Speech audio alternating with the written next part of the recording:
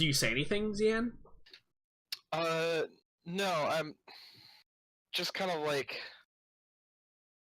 oh, interesting. Is this what I think it is? Kind of thinking to himself, and he's just gonna keep a closer watch on Dash and see if it maybe was just kind of a blip, or if there's something more to it than that. Yeah, And so just like if Dash says anything, he'll obviously like chime in with whatever info he's got. But yeah, for now, he's like, need Yeah. more information. So it's up to you, Dash, whether or not you think this is anything, or if you think this is just meditation. Like, you definitely feel way more calm now. You definitely feel like way more at peace than you did before you started meditating. There's no hint of seasickness anymore. It's completely washed away. So maybe that's the feeling you have, right? So it's up to you whether or not you are confused about what this is, or whether or not you have an idea, or if you ask anything. It's totally up to you. So basically, in some sort of like, as he tries to recall what he saw, while meditating, I think I relived an old memory of mine back in the academy.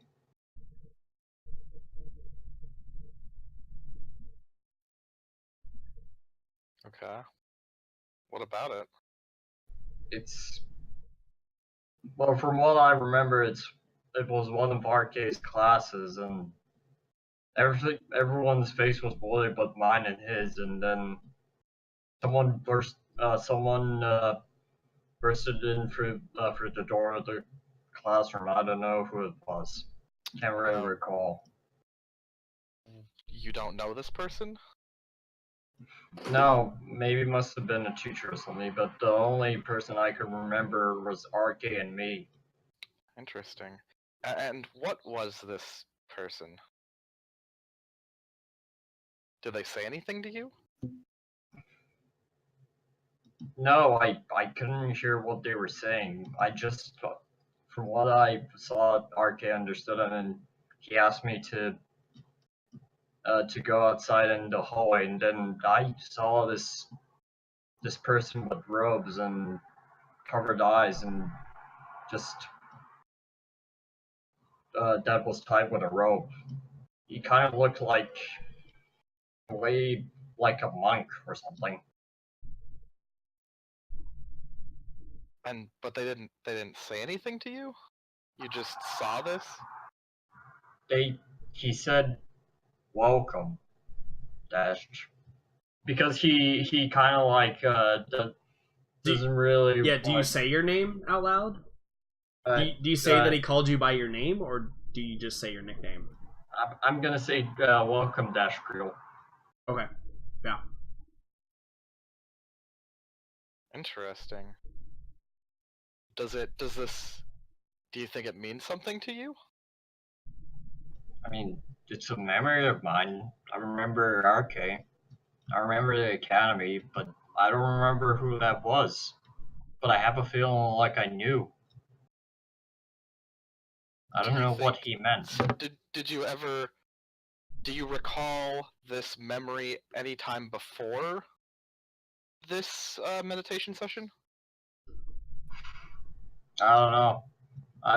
I've had so many memories in the academy that I swear I can remember any.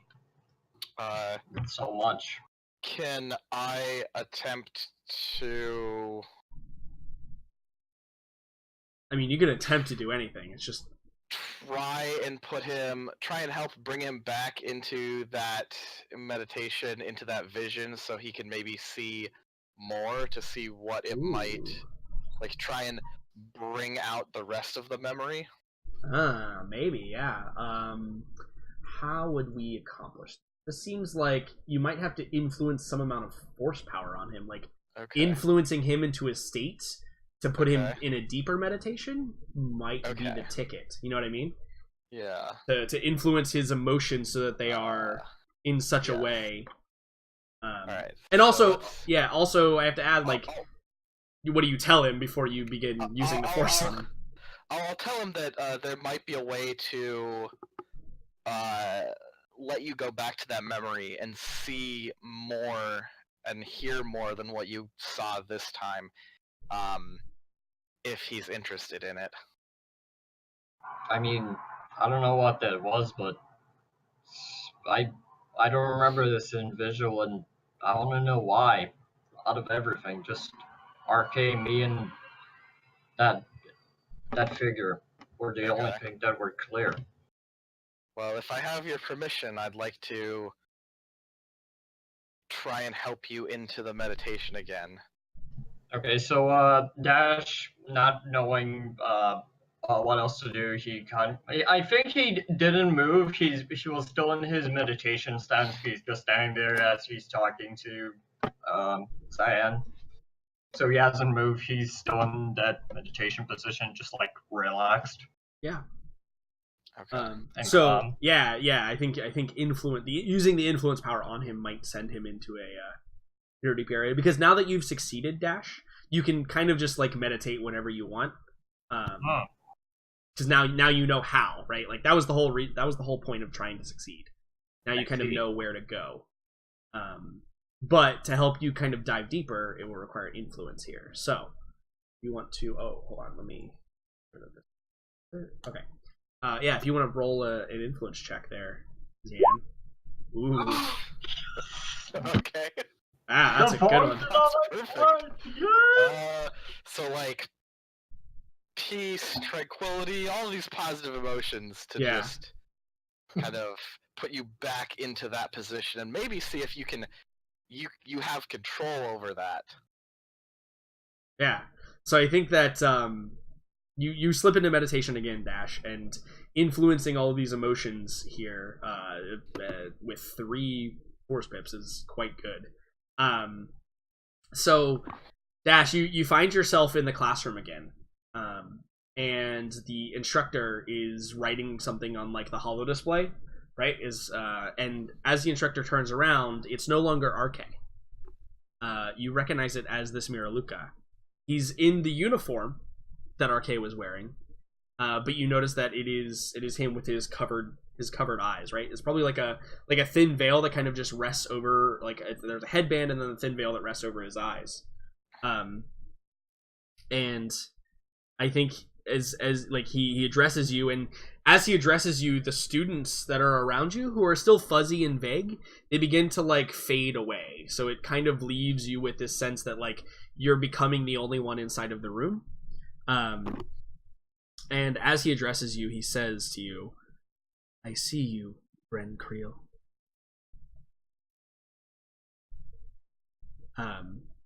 You can respond. You feel as though like you can talk.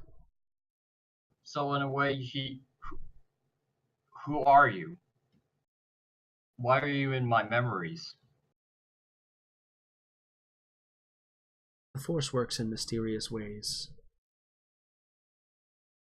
I am but a phantom, someone you perhaps met before.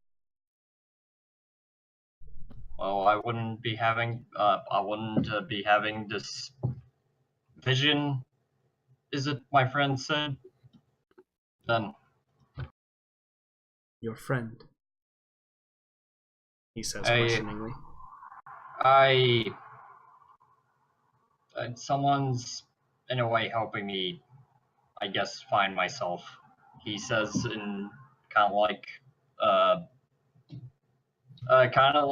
trying to say to lighten up the sense, kind of like basically he's trying to hint at Zan, who's helping him kind of like discover himself in a way. Yeah, and I think that the Miraluka says to you, he smiles and he says, "Then you have your first instructor. We will see each other again, Gren Creel." And then as he says that, like you warp back out of the vision, and again you feel that sense of peace and tranquility that Xian's probably still pumping into you with the Force, even stronger now after you wake up from this vision. Xian, for you, it's been about like 15 minutes. Like it's been a long time that Dash has kind of been in this trance-like state. But for you, Dash, obviously the conversation only took a few seconds.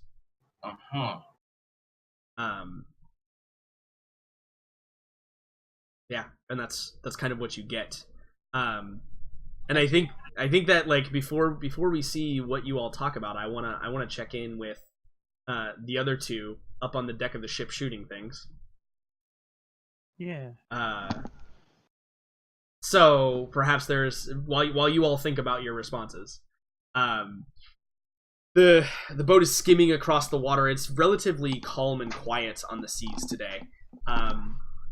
And Jax, you're clipped into a hook kind of in the middle of the deck, perhaps. And Mouse, you've brought your slug thrower out. And so how this has to work because of physics still exists in Star Wars, even though they kind of don't.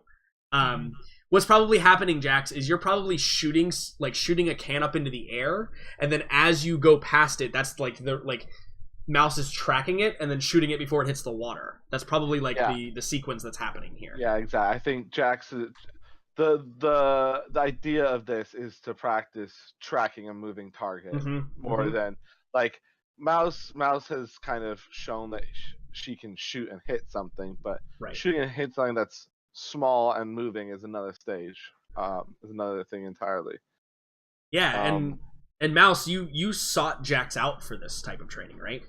Yeah. Okay. So maybe what is the scene like when you guys are getting set up? Like,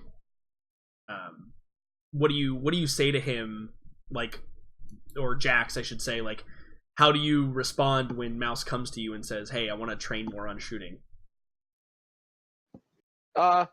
Jax be pretty like, yeah, it's like, I'm good at shooting. You want to practice shooting? Like, Jax still feels he owes Mouse a bit because Mouse helped him get those drives, which is like the first, like, I don't know how long it's been since his team, like, it's been a while, but like this is the first time he's actually felt like he's made progress towards anything in that regard. So he has this kind of big, like, just huge gratitude towards Mouse, and it's not something that he's used to feeling, and he's also not the kind of person who is particularly good at showing gratitude. Sure. So when Mouse comes to him and is like, "Hey, can you show me something?" He takes it like very seriously, and it warms him slightly because it's like, "Oh, good, I can help as well."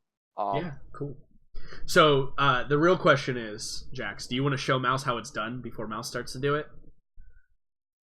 Do you want to shoot the thing into the air and then like whip out your pistol and shoot it? Yeah, sure. That sounds so jokes. So, you guys get set up. Mouse, are you sitting on the deck, like with the slug thrower pulled up to you? Are you like prone? Yeah, just sitting on the deck with the slug thrower. Okay. Kinda... So yeah, so Jax, you're gonna do the shooting first. What do you say to Mouse before you make this shot? He'll say, I think before he take the first one, he would just shoot it up into the air, and as he's talking about tracking your target and how wait until you see where it's like gonna change direction or gonna, you get that, trying to explain that moment where it's your shot. So the first time he does it, he just shoots something up in the air and like vocalizes his thoughts as it's traveling through the air. And then like the second time he does it, he'll do it and he'll take out his gun and kind of track it. And then once it gets to that same point that he had mentioned earlier, he'll shoot it. Okay. And then he'll do it a third time, being like, and once you like get it, he'll do it like really quickly. Yeah. He'll Okay. be like, yeah, like. So why don't you try? I do want to roll here because I want to make sure you don't embarrass yourself. I'm going to give you your 3 blue dice though. Cool. But it is going to be an average check with 1 black dice because you're on a moving ship that's bouncing up and down. Can I give him a blue dice because I think he's amazing? Well, I think you're all amazing, and I regularly upgrade your checks, so it's probably not a good metric to go by. Okay. But I appreciate the attempt. So why don't you go ahead and roll that, Jax? All right. Oh yeah, dude. Absolutely. Oh. You just like you're what's actually happening is you're still talking to Mouse and you just incinerate it while you're talking to Mouse. You're just looking at me the entire time. Yeah, you're looking at Mouse the entire well, time. I actually think this triumph is quite. So I have Can I use this triumph to, because we're not in a fight here, right? yeah. This is all narrative. Absolutely. Can I use this triumph to upgrade one of Mouse's rolls? I think that Rather sounds than give a blue dice. Yeah, I think that sounds Basically, perfect. make it easier for Mouse to get a triumph herself. I think that'd be quite cool. Yeah. You inspire Mouse with how good you are, essentially. And perhaps I don't know. You can tell me if this is true or not, Mouse. But perhaps there is like a desire to impress Jax there, right? Like a desire to perform because he's setting this time aside for you. Because I'll ask Mouse. I'll ask you directly. When's the last time somebody set time aside for you and like helped you do things? I mean, Besides Kin. it's been a while. Like, Yeah, it probably has, right? I don't have my mentor anymore or anything, and like no one on the ship really set aside time for me at all. I was just kind of like ordered to do things most of the time. Right. Which is Oh. very similar. Which is actually very similar for Jax. Like since he lost his team in Mac, like he's felt kind of on his own up until Mouse helped him. So Yeah. it's So all there's yin and yang and yeah, loveliness. this is a cool bonding moment for everybody.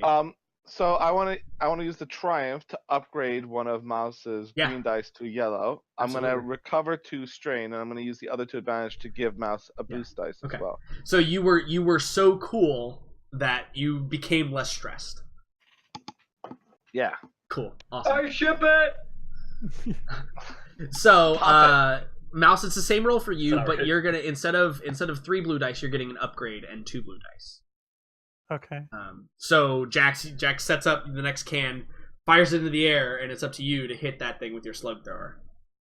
So do I like upgrade the skill temporarily? No. I have already given it in the dice pool. So just okay. roll the attack with your slug thrower. Should be fine. Okay. Oh wait, I didn't roll the. Hey. I just rolled my range. That's okay. Same thing. It's the same type of roll. So yeah, Mouse, you do great, right? Like you hear the distinct like. Well, you probably don't hear it because you're on a raging ship that's flying through, the water.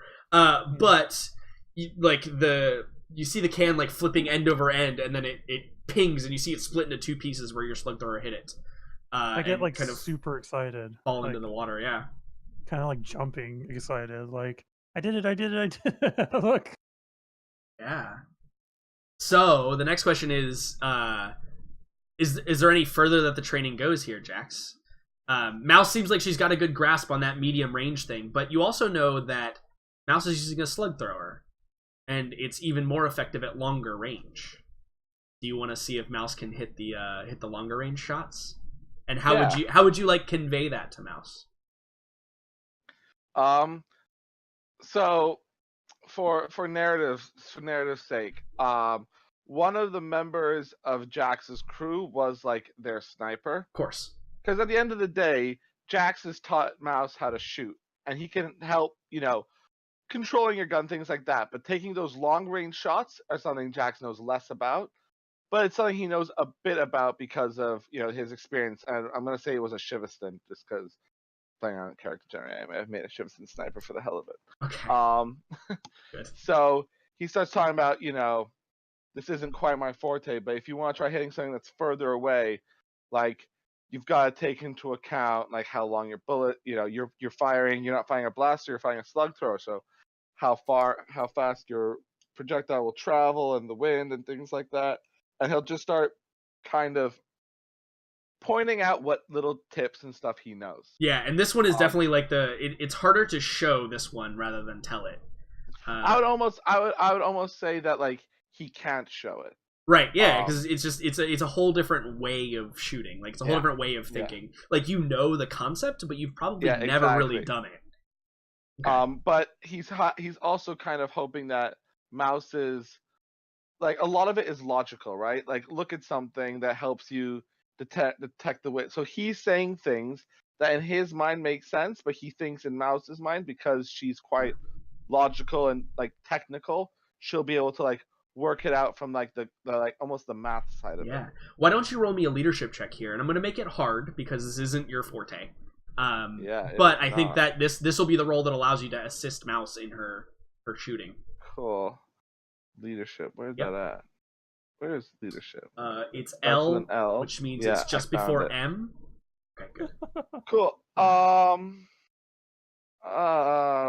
My leadership is quite awful, so I think I'm gonna flip aside.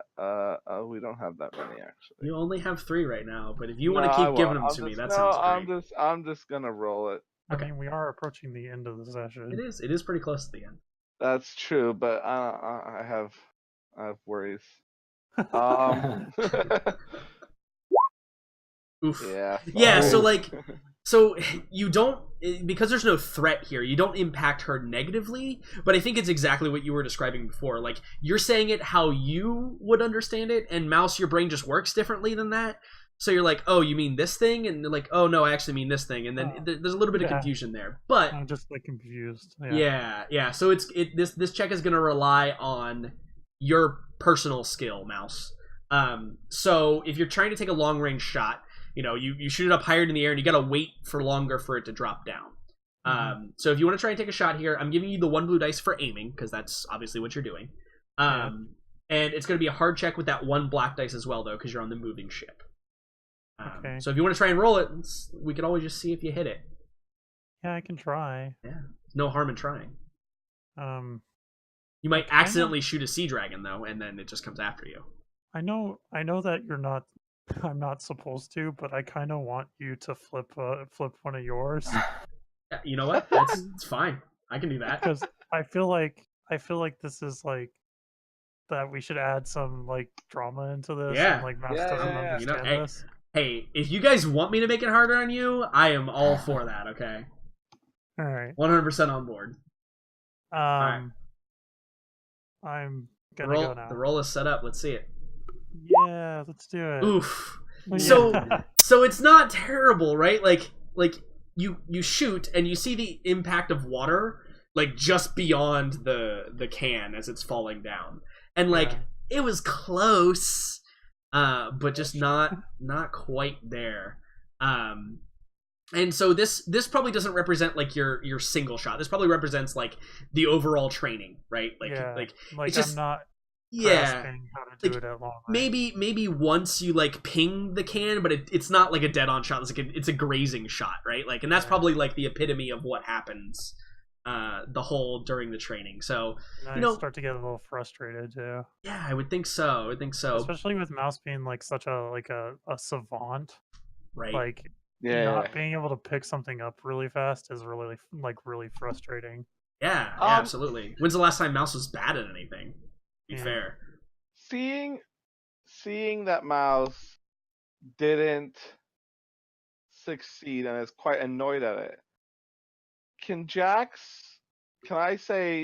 borrow her rifle and try and make that shot myself? Sure. And I want an extra black dice because I don't think Jax has ever picked up a rifle properly. Okay. Like to try, like not like he's never tried to snipe anything, right? Sure. And kind of basically, I don't want to fail it on purpose, but I also don't want to. Well, I think there's cool drama if you pass or if you fail here. Yeah. So it's a hard check. 2 black dice if you want to roll your ranged heavy. I'm giving you the 1 blue though because you are aiming. Yeah. Cool. Yeah, because I think there's some interesting things if you succeed here. Oh yeah. So yeah, here's the scene as it stands, and Mouse, this might impact you more than anything else, right? Like Jax is like, here, let me see the rifle, let me see if anything's anything's going on with it. Right? And so Jax, you fire off the can and then you bring up the rifle and you aim down the sights. And then you obliterate it, right? Like you just shoot it and it just splits into those 2 pieces and you see it fly and scatter to the wind. And Mouse, perhaps it it makes you feel a little bit inferior, right? Yeah, I'm feeling a little bit of dread about like. So, can I, because I got the advantage, can I say now that I've fired Mouse's gun, I know more about it, can I try and ask her to take the shot again and give her another boost dice? Because it's like now I kind of I think understand. that more, depends on or- how Mouse handles the fact that you succeeded so spectacularly Yeah. where she was failing. I think. Like, I does think Mouse Mouse want to continue at this point? No, I think she's like really frustrated and like just kind of like seems down a little bit. Like, like this isn't really working and like she's not gonna be able to like actually help the party in this way. Like this was kind of like her like trying to like become better part of the crew, and like she thinks now like, oh, now I can't do this. Like I can't hit at longer ranges. I can only hit cans like close up. So like she's just kind of like, that's okay, that's okay, Jax. I'm just gonna go rest, I guess. And I think Jax picks up on what like Mouse is going through and just has no idea. He was trying to make it better. He thinks he's made it worse. And he's too worried that if he opens his mouth to try and say anything more encouraging, that he'll make it even more worse. So he'll just say like, hey, look, you're still new at this, but if you ever want to go again, I'm always here to try and help as much as I can. I'm Mhm. sorry I'm not a better teacher when it comes to the longer ranges. I mean, you're a really good teacher, Jax, but I don't know. I'm just tired. I guess I gotta go. I'm gonna go rest. I think we're gonna need to get some office hours from Counselor Zian soon.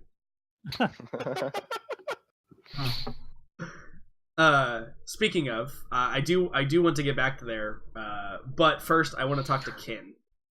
Yep. So Kin, what have you been doing the whole boat ride back? You've just been like sitting up in the bridge with the captain, like keeping a watch. Yeah, I'm standing with the captain, and the captain keeps talking and talking and talking. Yeah, he literally never runs out of breath. He just like Yeah. always talks, always. But Kin is literally just standing watch. But after listening for a few hours to his talking, it seems like Kin is kind of developing kind of like a twitch. Sure. So he's starting at fiddle brass. I think you're breaking up a little. He's starting to what? Sorry. Fiddling with his brass knuckles. Okay, yeah. So you're just like running your fingers over them. Yeah, and just trying to roll them over his fingers like a coin and different stuff. Yeah. He's not showing it, but he's starting to get annoyed. Okay, sure. If that was an emotion that you could feel, yes, annoyed would be the emotion that you're expressing right now. Yeah. Okay, all right. But he's standing and holding watch. He knows this. Just need to finish this. Yeah, and like to be said for the captain, he never runs out of stories. Every story is like just as different as the last one, but they're all the same. They're all life-threatening, dangerous situations that he found himself in at one point that got out by the skin of his teeth. Does the captain do the thing where he like tells the same story, but every time he tells it, it gets like more fantastical? Yeah, so like I think that the general theme with his stories are he was on a boat, there was some big sea creature, and he survived barely. Like, if we had to break down his narratives, every single one of them is that. But they're always like a different creature, or like sometimes he was in a submarine instead of a boat, or sometimes it was a spaceship and there was a space monster that came after him, right? Like, it's always that theme, right? But it's just like cycles through the different types of ships and cycles through the different types of monsters. It's basically every story he tells ever.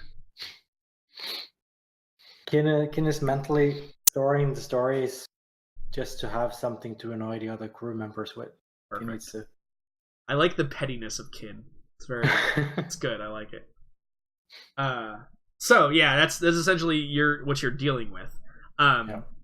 And I think that it's probably important to note that there's probably a point in time where like it's Mouse's turn to take watch. It's probably later at night, when the captain is sleeping. He has a bunk that's kind of in the bridge, and you guys know by now that like he doesn't wake up, no matter what you guys are doing.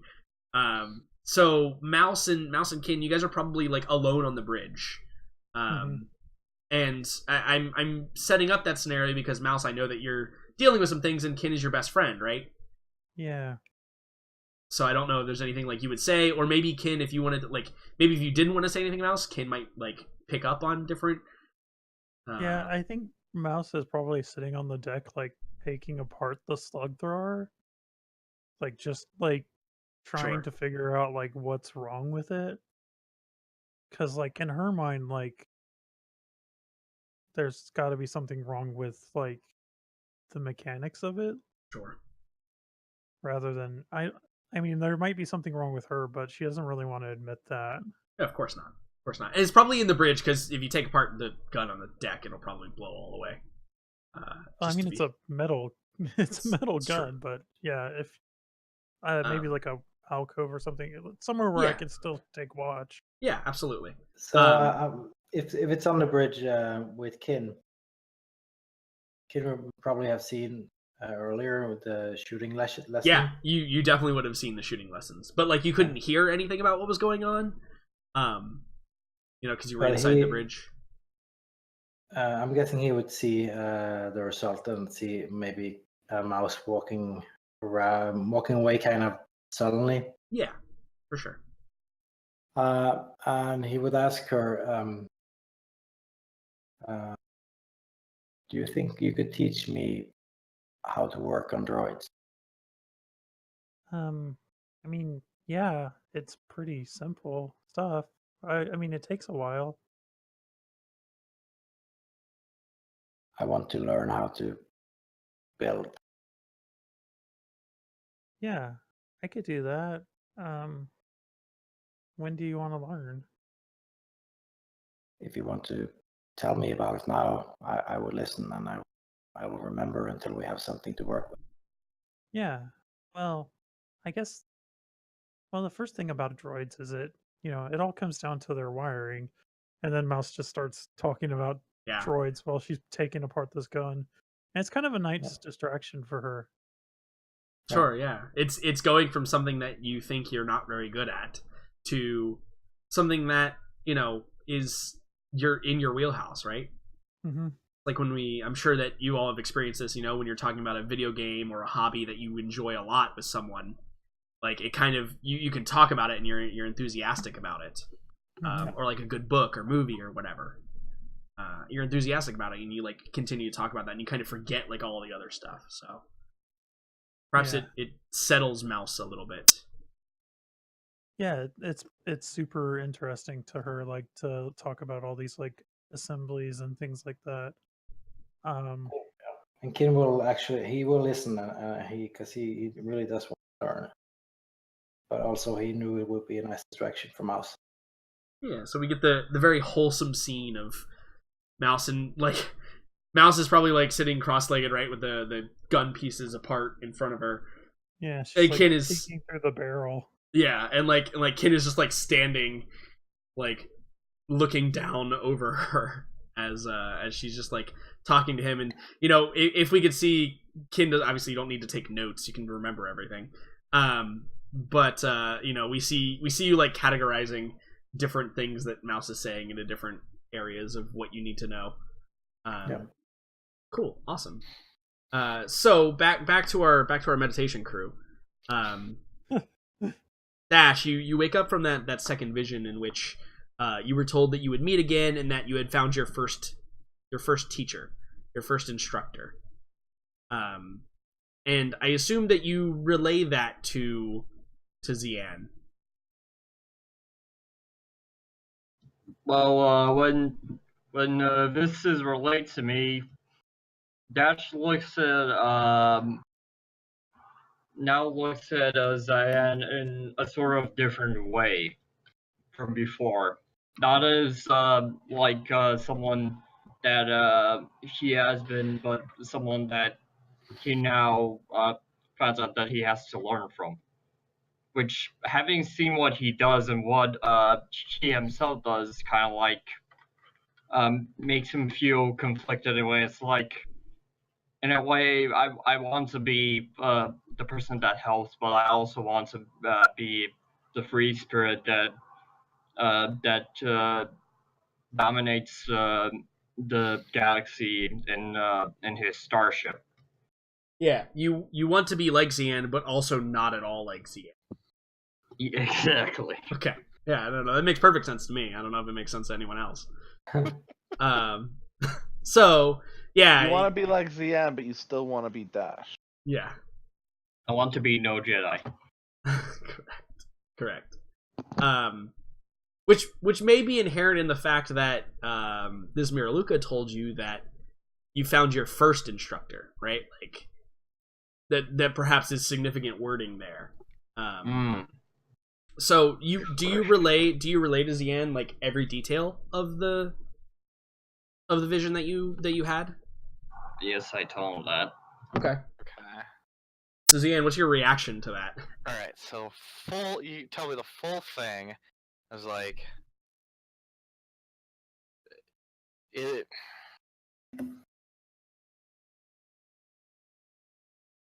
I guess I need to figure out first what I might know about Miraluka to. That feels like a xenology roll. Yeah. They're not terribly like. I mean, they're uncommon. They're obviously not as well. Yeah, they're obviously less populous than most races. But Yeah. you yourself probably have a fair chance Well, I mean, at knowing some which things. one's There's the only Miraluka? race that is The entirely guys force with sensitive. Yeah, so the guys with the drapes on their like Yeah, so eyes Mira- that are from well- without eyes. yeah, so they actually don't have eyes, right? Yeah. They sense the entire world through, or the entire universe through the Force. So almost every member of the species can use the Force to some degree. Yeah. All right. Do you have the? Yeah, I think it's just gonna be an average check here to know what you know. Xenology, obviously. I mean, that's a base description. I don't know what a Miraluka is. I mean, I don't know. Yeah, I mean the description is The pretty description clear. is very, very clear. Yeah. Yeah. Yeah. So your success here is you know the basic amount of knowledge about Miraluka. You know that they're a race of almost purely all Force sensitives who were more prominent in like almost all the way back to like the Old Republic days. They were more prominent, but have maintained small different sects throughout the millennia, and you know that they're all, almost every single one of them is Force sensitive. You know they're born without eyes. They're very human-like as far as their like their rituals and everything. You also know that they are well known to create their own Force orders that don't really tie with the Jedi or the Sith or anybody else. You also know that traditionally they are quite down the middle almost, in the sense that they believe you should accept both life and death. Like they don't believe that everyone deserves saving. There is a point at which can be reached. Like the Jedi are kind of inherent about everyone can be redeemed somehow, right? Yeah. The Miraluka are like, if you've fallen too far, it's better that we put you out of your misery than try and save you. So they may lean more, like if we were put them on a spectrum of blue side and red side, right? They lean more blue side, but there is a much more clear line for them than there is for the Jedi. So with that, like, oh, okay, so Dash probably has no knowledge of these guys in the first place, so how would he be like, so this is clearly something real going on here, and it shouldn't be as like his mind's tricking him. So we get that out of the way. I was like, okay, if you are indeed Force sensitive, I'd be happy to teach you, but I only know what I've been taught myself from my master, and there's like a bunch of other different orders out there. So if I'm to train you, I'm gonna train you the way that I was taught. So that's like the disclaimer here. And then like after that, you can obviously do whatever you want. If you want to seek out other teachers, maybe get a real master. If there's other sects that do the master apprentice thing. Oh, I think most of them do. But like your foundation is going to be the foundation that is the Jedi Order, or what has remained through Right. individuals that have carried on through the ages. So Dash, it's kind of the first, like, even the Miraluka didn't tell you what was going on, but Zian has admitted to you essentially now that you may be force sensitive. How do you deal with that knowledge? Is it something like, is it one of those moments where like you look back and you've kind of known all the time? Because there's always, you know, there's that cliche of there's always strange things that happen around me. Like all the time in the ship. It's in the ship. Maybe he realizes, every time I'm in the ship, I feel this sense of like power, and kind of like I don't know, maybe only when maybe just mostly when he's in his ship that he feels the switch, just like. Yeah. That's how he reflects, and he realizes he shakes his head and says, like, Cyan, I understand that the Jedi and I guess the dark side or whatever that one individual said that you met before we got there are, you know, a prominent force, but I'm just one in a million. I can only fly my ship. Hell, if I'm correct, maybe the force has only aided me in flying my ship. Never when shooting a pistol, never when fighting, just when I'm in space, gripping my controls. Well, from my Head understanding, in the stars.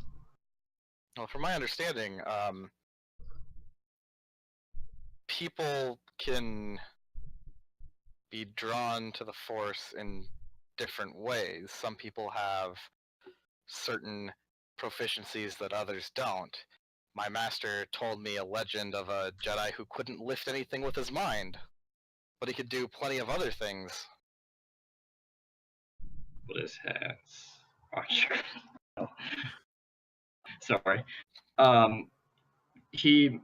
He understood what he meant. Just like, well, I don't know. If I stay like this, I will only have my skill as a pilot, but I don't know if the Force will help me in some great way. I don't see myself as some hero or do-gooder like you. Hell, I feel like I'd rather mostly pop in my ship rather than be face first in combat. Maybe that's my calling, just fighting the good fight at in the cockpit of a ship.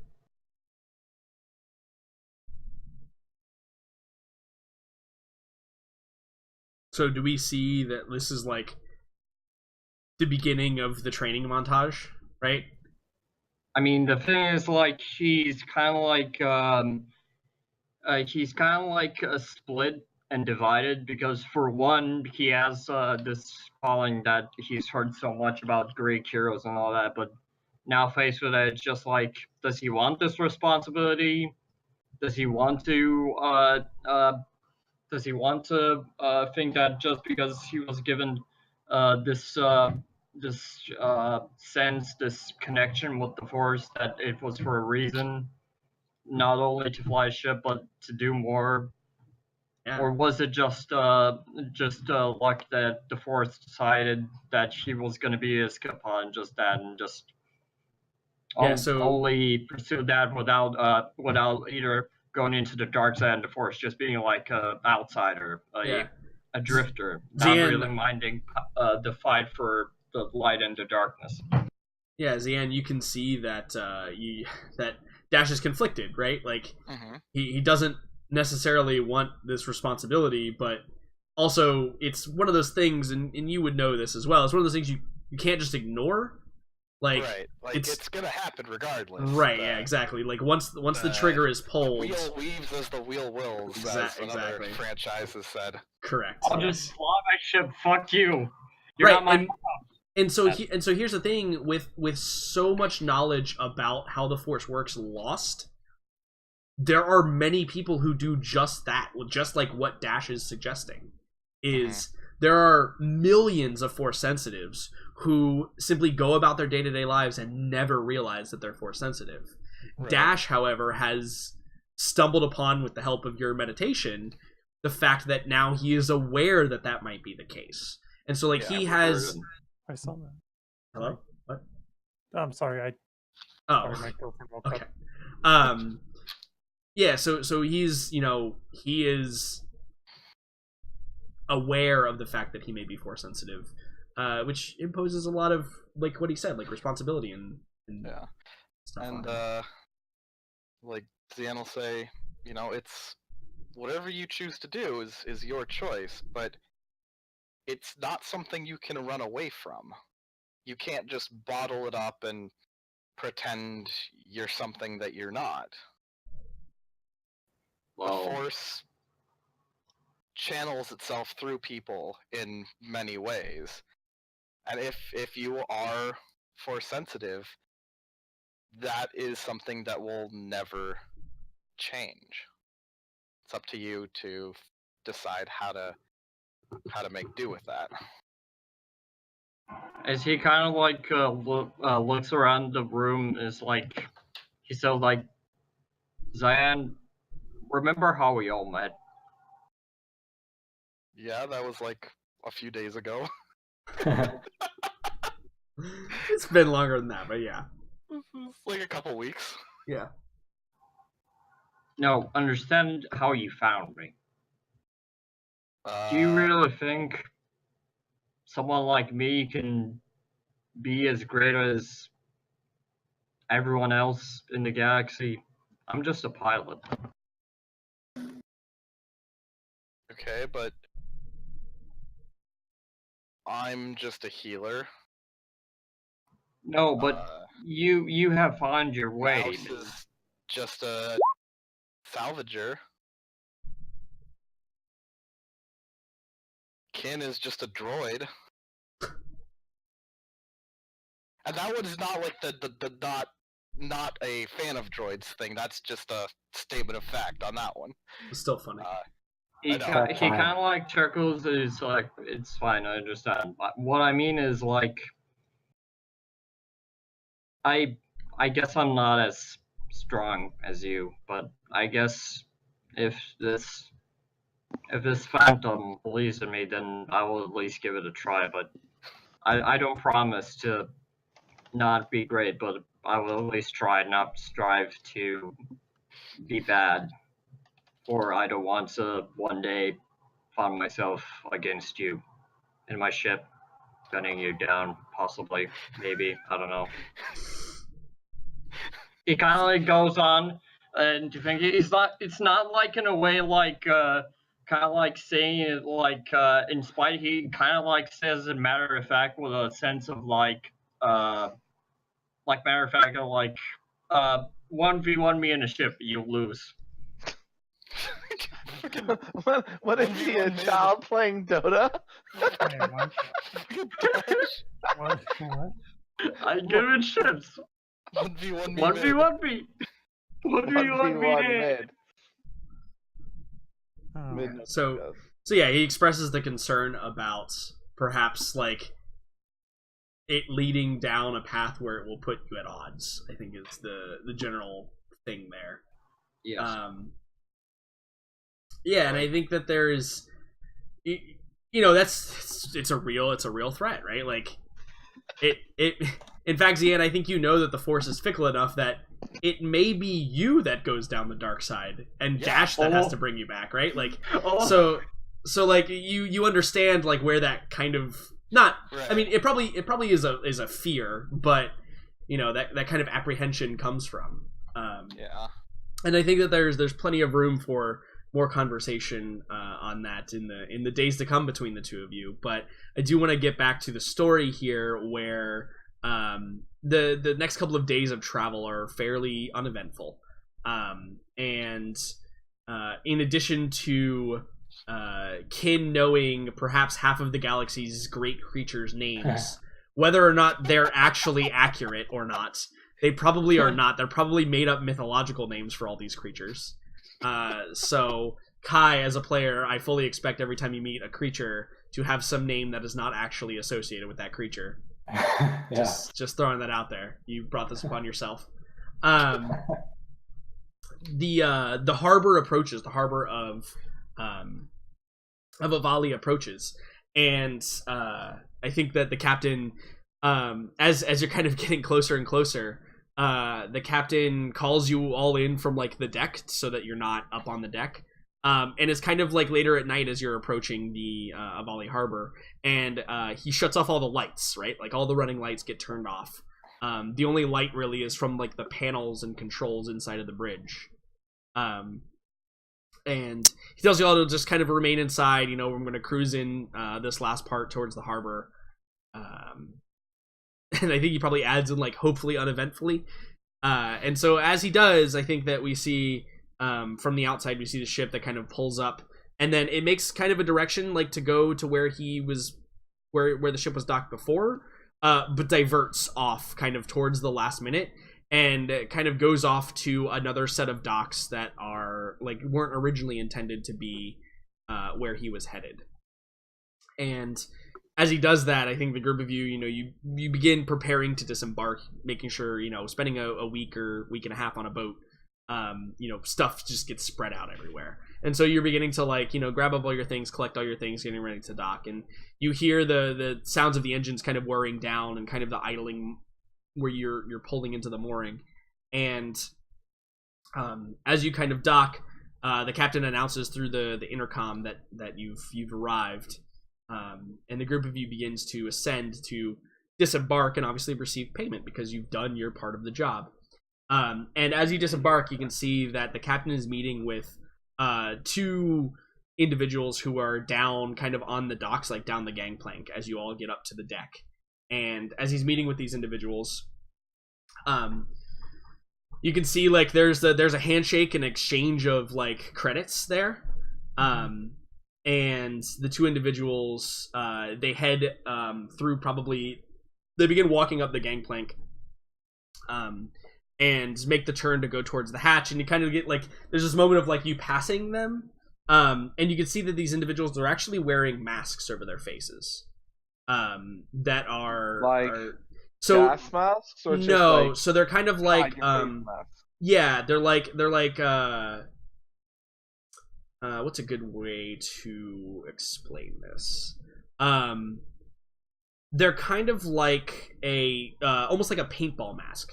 For those of you that have seen the paintball mask, like it's looks like it's for protection, kind of, but it like also looks like it's mask? Yeah, kind of, I would say. But also it's very clear that they're doing it to hide their features as well. And as they come up, they're in probably like some sort of looks like almost militaristic style clothing. They probably have like big bulky jackets that are used to break their figure, because for those of you who don't know, camouflage is not meant to like have you blend in, it's meant to break up your pattern. That's the best way that camouflage works. And so yeah, they've got like these big bulky jackets to break up their shape, and they move pretty quietly. I mean, you can tell already, Jax especially probably, as they like approach, you can't hear the sounds of their feet. Like they go over to the cargo hold, and as they do, the captain probably walks over and he just like shakes his head and he's like, them boys, they always give me the heebie-jeebies. Were they heading towards our ship? Yeah, they're on the ship. They're going down to the cargo bay to collect their goods. Who are those people? He's like, well, they're our employers. Anyway, I owe you all some credits. Here you go. But who are our employers? Yeah, and I think like there's a moment where he just like looks at you, just like doesn't say anything, and he probably looks at Jax and like hands over a credit chip, right? Can we negotiate for more payment now, or since because of the monster, or? Oof. So you don't negotiate with this guy. You could try and go negotiate with those two individuals to receive more payment. No. No.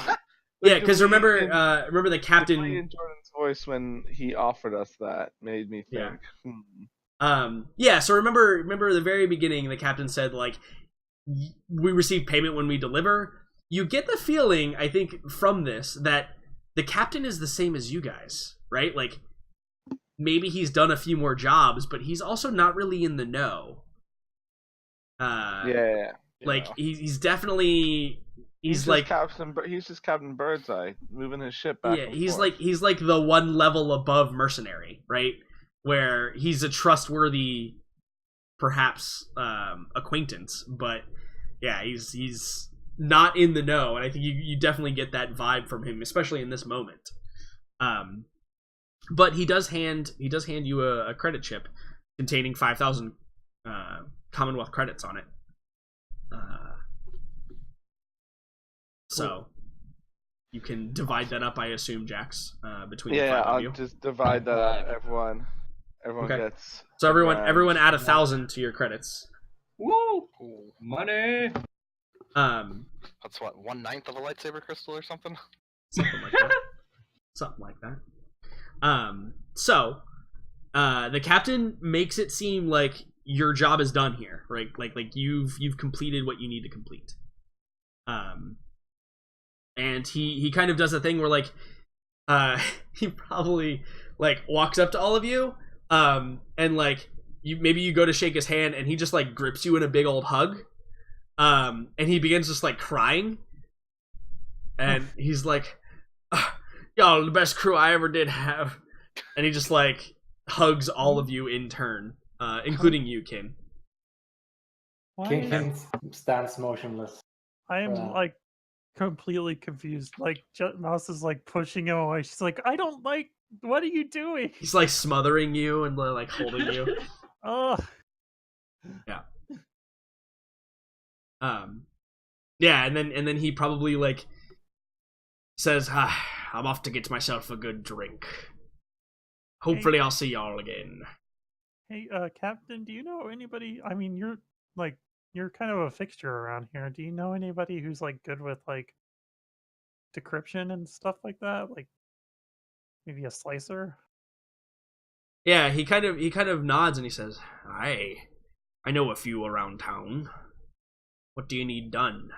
I mean, I need something decrypted, like, and there's an encryption on it, and I just need it decrypted. Like somebody who's really good. I think I can help you out. Come with me, lass. The rest of you all too. I'm not ready to say goodbye forever. First round's on me.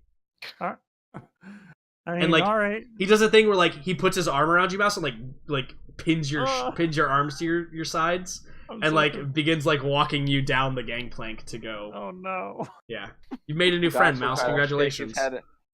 Jax will kind of shake his head and chuckle as he follows. Help! Kid will also follow. Help, Mouse!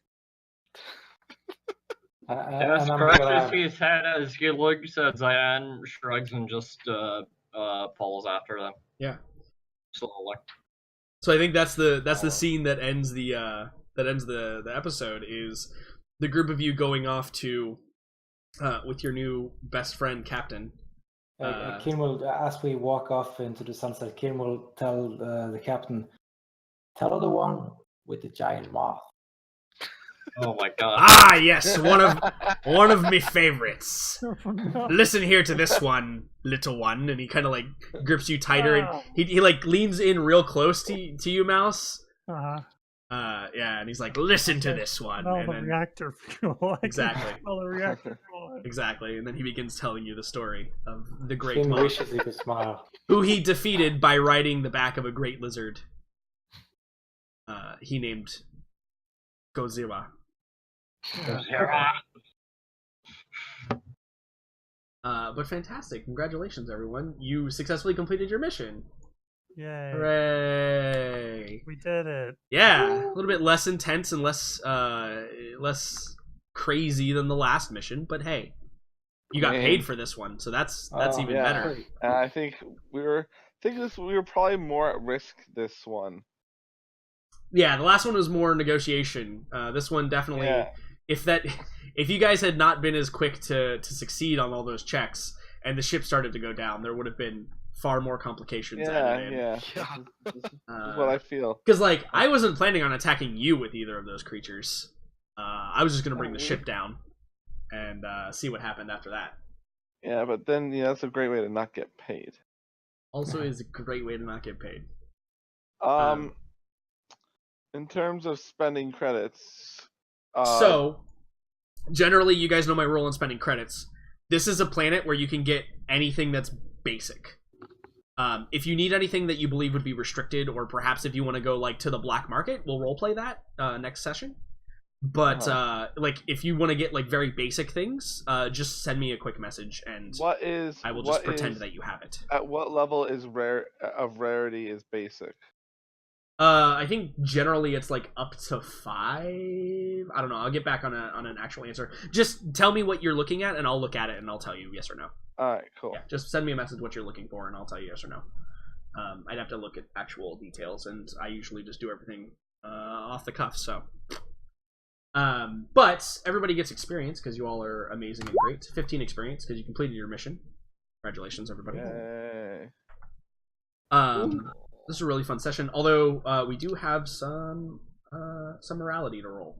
Yeah. Some conflict Jot that applied this here. down. What I got?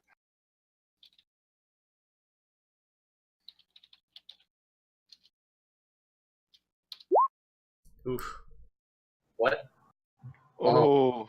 Yeah. Oh so, no, Zion. So -9 is a lot.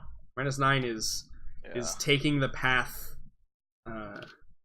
taking a path that is probably not the direction you wanted to head. Yep. So Zian I is almost gave myself 1,000 XP instead of credits in Octus. It is good that you did not. So awesome. Good times. Get 1,000 credits. Yeah, everybody gets 1,000 credits just in case anybody forgot to write that down. So I think that is it. Again, with shopping, you guys have something that you want, just let me know. We'll probably start next session with going to see your new splicer contact. Yeah. So we don't have to roleplay the captain telling you giant moth stories for an hour. Well. So, thank you all for being here. It's been a lot of fun. This is a great session. And I don't really have anything else except for we're playing next week and then we're off for 2 weeks, right? Yeah, correct. Okay. Sounds good. Okay. That fit into my thing. Yes, that's fine. Okay. All right. Cool. Yeah, because the week after next is literally my birthday, and then the week after that is literally Thanksgiving in the U.S. Yeah. So Yeah. those are the 2 days that we will not be 2 weeks that we will not be playing. But then after that, we should be good until obviously towards more closer to Christmas time. I will be away from my computer for 2 weeks. Perfect. Just so happens we're taking 2 weeks off. Yeah. Cool. Awesome. Well, I will talk to you and see you all later. I hope you guys had fun today. And Yeah, it was a good we'll session. do outro. So Mhm. enjoy. Don't forget Yeah. to spend your experience. Okay. Goodbye. Of course. Okay. All right. Thank you everybody for being here. It's been a lot of fun today. I hope you all enjoyed it as much as I did. Special shout out to everybody who watched live. Congratulations for being here. You made it all the way through. I'm really proud of you. For those of you that are watching this on YouTube, thank you for all your dedication. I know that there's a couple fans out there, and I really appreciate that. But we're gonna go. I hope you all had a wonderful, wonderful time and enjoyed this Fraction Orders episode 11. Next week will be episode 12. We'd like to thank everybody for being here and all the support you give. Thank you very much. I love you all. And we'll see each other next week on Fraction Orders.